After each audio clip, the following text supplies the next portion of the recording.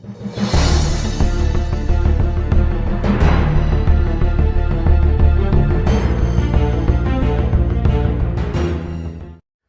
afternoon. Happy Savage Saturday. Keepers of the Cash. Gary B, the casual comic guy here. And this week on episode 173 of Savage Saturday, we are talking about Roberto de la Torre, and we're reviewing what I believe to be his first art story at Marvel on Conan the Barbarian, which was in King Size Conan from 2019 or 20, but a great issue.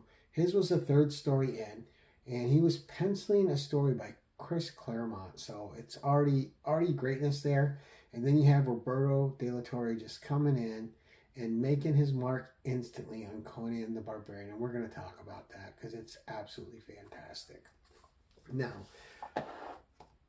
I've been wanting to talk about Roberto de la Torre for a little bit, and certainly you've seen me and Torsen, my buddy Varangian Vigilante from Austria, talk about Roberto de la Torre quite a few times, and just how magnificent his art is, how incredible his style is, and how it fits Conan, the world of Conan, the inhabitants of that world so well.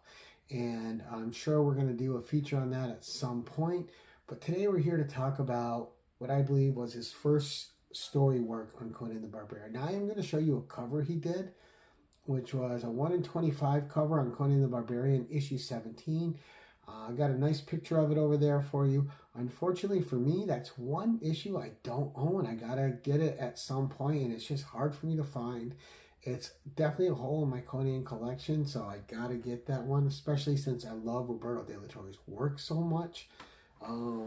Especially since every time I see it, it just takes me back to being a kid in the 70s reading Conan the Barbarian. But, in the 80s, in the 90s, just forever, right? Savage Sword. But we're going to get into this.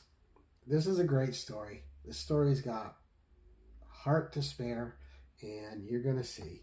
It is just magnificent, and you're going to see the strength of Roberto de la Torre, his debut, and how strong it was. And how it just captured my imagination when I read it. It took me back to childhood. It took me back to the 80s when John was doing his best work on Conan. And this guy is the next great thing that's happening to Conan.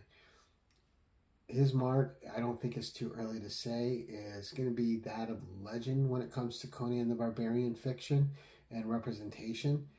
The way he presents Conan, the way he presents the world, the way he presents the characters around Conan in that world is nothing short of absolutely spectacular. But let's get into this. We're going to do this story. We're going to review the story after. There's certainly some things in here that need to be discussed, and again, I think it was like a 6 or 7 page story, but what this story accomplishes in those pages is nothing short of remarkable to me, and we'll discuss it. I'll tell you guys my thoughts, but first let's just enjoy this tale. So this is Roberto de la Torre's, to my knowledge, first interior art for Conan the Barbarian. Now, as with all things, I could be wrong. I'm certainly no authority, but when I was trying to do my research and searching up things, I couldn't find previous work of his on Conan. Again, we showed you the cover 17, and now we're going to go to King Size Conan, story number 3, and we're going to just enjoy the work that he's done. So, as our story opens, you just got Conan on the battlefield. He's fighting this woman. She's got this great sword and a huge shield. And it says, to Conan and many others beside him, this was just another war. Yezdegerd of Torre was pushing east to expand his control of the caravan routes. Like any sensible monarch, he chose to do so with an army of mercenaries built around a cadre of his own troops. The bulk of his army he kept close to home to protect his throne. That, he knew from experience, was how kings stayed kings. Such expansion, however, meant bringing the Hyrcanian nomads who controlled these lands to heel. The steppes were scattered with skeletons of those would-be conquerors who'd tried. Those fierce clans valued their age-old freedom. They would die. They would rather die than yield. Yezgard was all too willing to oblige them. We get this great opening page.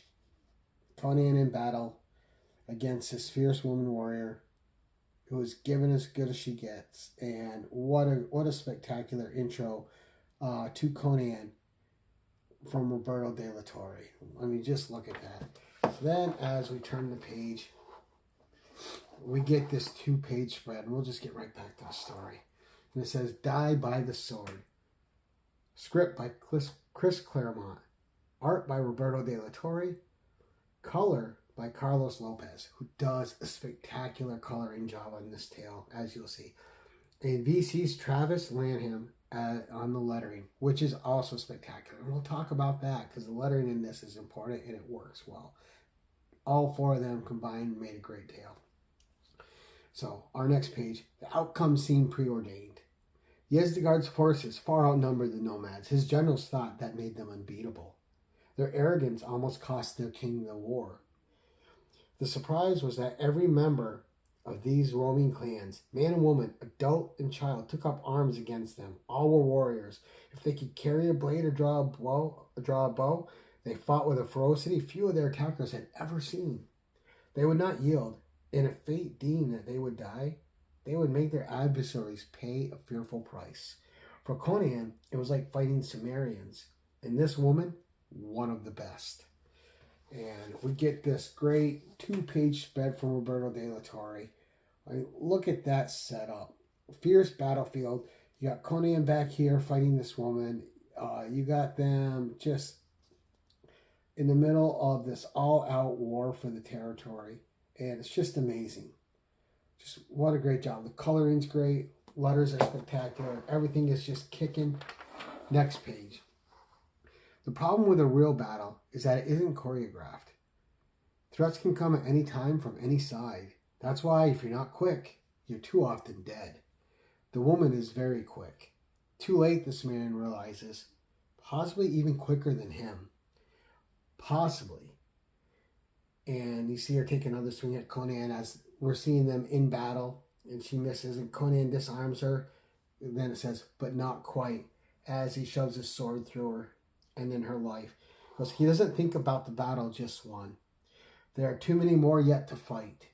The woman is forgotten before she hits the ground. And Conan's already on to the next fight. Such is war. It's ugly, it's brutal. And just 2 warriors meet. One warrior walks away on to the next battle. And you hope again that you're the warrior that comes out on top. On to the next page. It says, the victory is Yezdegard's. To his mercenaries, the spoils. It isn't pretty, but that's the way of the world. And you see Conan and the other mercenaries looting the corpses of the dead around them. And you see this one guy walking up to this girl crouched over the woman that Conan killed. And this mercenary says, I was gonna be nice to you, girl. Now I'm gonna make you scream. And it says, normally, in the descriptive text, normally Conan would put his money on the mercenary. But the fool's been drinking. And the girl is very good. And you see her rise up and slash, split the guy's throat.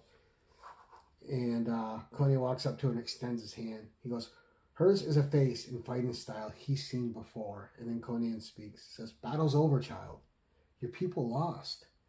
He goes, you've your whole life ahead of you. Don't waste it here on some sort of fool's errand. And she goes, don't make fun of me. Tears are streaming down her face. She has her sword drawn. And Conan has not approached her in aggression. To him, the battle's over. It's unfortunate to him that he had to slay this woman. They just happened to be on different sides of the battle. There was nothing personal in the fight. And now this girl's crouched over this woman. And she takes a swing at Conan, who ducks it. He goes, are you that eager to die? He goes, she should have killed me. I was lucky. She was not. And Conan tells this little girl that straight up. She should have killed me. I was lucky. She was not. Acknowledging to this little girl that this woman was the better warrior. And he goes, just look around. It's not so hard. But you know that already. Like your mother before you. It was your mother I fought. Am I right? And she goes, I saw you kill her. And she's still down near her mom. And she's kind of looking a little weak. She's got an arrow sticking out of her shoulder. And he goes, you've done her proud. She goes, no, I can't give up. I won't. I have to keep her safe. And Conan grabs her sword arm. He goes, the fight's over. She's beyond all harm. Time's coming soon for you to join her. And the little girl asks, she goes, why did this happen? And Conan says, you were in the king's way. He just says it simply, matter-of-factly, you were in the king's way. And she goes, this is our home. And Conan tells her honestly, he's like, kings don't care. And he goes, what they want, they take. And she goes, that's wrong. He goes, it's the way of the world. Even I know that. He goes, everyone dies. And she goes, I don't want to die. She goes, I want to live. I have to live so I can kill the king. And Conan says, good luck with that. And then the lettering's really good. Her word bubble is a little wavy as her voice is getting weaker. She goes, you're laughing at me again. He goes, don't waste your time with him. You've none to spare. And he's just telling her matter-of-factly. He's trying to give her some form of peace before she passes. And he's just being respectful. He's just talking to her like a warrior, like and a fighter. And he's just saying, it's done. He's just trying to bring her some sort of peace. The next page, she says, I feel so cold. Why didn't our gods help us? We prayed so hard. We sacrificed. And Conan kneels down as she's getting weaker. And he says, gods don't care. We're just here for their amusement. And she goes, couldn't you pray with me? A warrior like you, surely they'd listen. And he says, not my god, Crom. He goes, if yours cared more, I'd be the one dying. She goes, where's my mother? I want my mother. And Conan says, you're already following her path. Won't be long before you catch up. What are you staring at? And she goes, I want to see your face as I go. So I'll know it when my ma'am and I return from Braj, the garden beyond the stars. He goes, gonna fight me then, you and your ma'am. And he's not making fun of her. He's just asking. He's just giving her some peace on the way out. And she goes, in the next life, we'll win. And we'll all share a flask of ale and give you a second chance. And as she passes, her head lays on the rock. She's bleeding on it. And Conan just looks down at the senseless death and he goes, I'd like that. And so our tale ends. Now, what a great story. 5 or 6 pages to tell a tale, and you tell something with that much heart in it. Chris Claremont, great writer. Roberto de la Torre, the absolutely perfect artist to interpret this tale from Chris Claremont. His art just flows with this tale. It adds to the story. It enhances Chris Claremont's words, as does the job of the colorist. And we'll go back and tell you him, Carlos Lopez, and as does the lettering, Travis Lanham. When that girl's starting to die and her voice is getting weak, and the way he does it through the lettering, it doesn't distract the eye, but it enhances the story, and it lets you know what's going on with this girl. And the best thing about this is Chris Claremont understands Conan, right? He's not a senseless warrior. He's not a mindless beast. He has a heart. He's a warrior. He's a mercenary. He's being paid to fight on one side. These people that he fought are on the other. He has no bone of contention with them. They're just on that side. He's on this side. He could have died, but he didn't. The other person died that he fought, as did the other people that he fought. And it just wasn't his day to die. But he doesn't let this little warrior, this little girl who's dying next to her mother, who's Conan has already killed and fought in battle, he doesn't let her go out by being just blatantly murdered and by this other mercenary and disrespected. Conan just walks over, he comforts her, he spends the time with her until she passes, and he doesn't let her die alone on the battlefield. Just something he can do of great respect from one warrior to another. And this tale is beautifully told for a short story. And it's poignant, it's nice. It shows you the humanity in Conan, which is very important to the character. And it shows you that war is ugly. You know, of course, this is all fiction, but it doesn't glorify the death in this story, which a lot of tales, they'll glorify it, they'll make it fun, or they'll make it lighthearted. This doesn't do that. The poor woman who's just defending her home died at Conan's blade. Conan had nothing against her. Again, he's just on the other side. Her daughter was also fighting, who's also wounded, took a few lives with her, and then ended up dying by Conan's feet as he saw her to the other side. And just a great tale, a lot of great understanding. Art that translates so well the tale being told. Like I said, Roberto de la Torre is just a master. When I saw this tale, I was like, wow, if only we could have more art from this guy doing Conan. And then when Jib Zub announced that Roberto de la Torre was going to be one of the semi-regular artists on Conan the Barbarian, I couldn't believe it. But this week I just knew I had to talk about him, because every month that Conan comes out, I'm looking forward to it, the cover at least by Roberto de la Torre. If it's not his arc, I'm looking forward to the covers. If it is his arc, I'm looking forward to the covers and the interior. And but his Belit, it just moved me so much, took me so back to this woman warrior that captured my imagination when I was a very young boy.